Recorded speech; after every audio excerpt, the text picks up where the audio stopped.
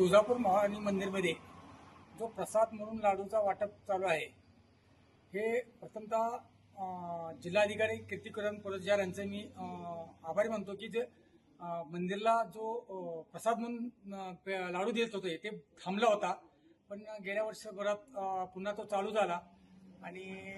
त्या माध्यमातून काल परवा आपले एक भूमच्या इथल्या स्थानिकांनी एक निवेदन दिलं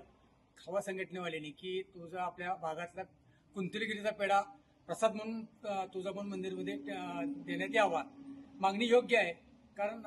तुळजापूर आपला धाराशिवचा जो कुंतलगिरी पेढा आहे तो प्रसिद्ध आहे आणि ह्या माध्यमातून मंदिरच्या इथून प्रसाद म्हणून वाटप केल्यानंतर त्याची एक वेगळी ओळख निर्माण होईल. हो, तसेच हा भाग दुष्काळ भाग असल्यामुळे इथे शेतकऱ्याला काहीतरी उत्पन्नाचं साधन चालू होईल दुधाच्या माध्यमातून. तर जिल्हाधिकारी साहेबांना विनंती करतो की आपण त्यांच्या मागणी मान्य करावी व मंदिरामध्ये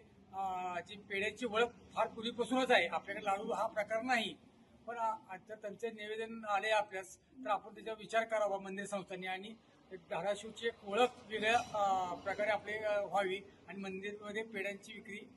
प्रसाद म्हणून देण्यात यावी ही ह्यामध्ये आपल्याला विनंती करत आहे.